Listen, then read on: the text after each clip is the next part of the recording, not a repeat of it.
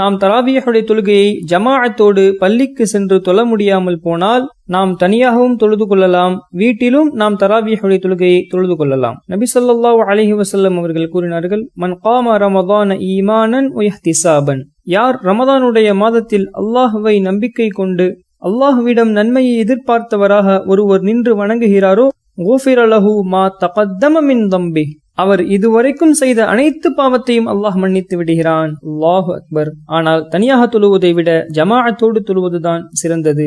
ஏன்?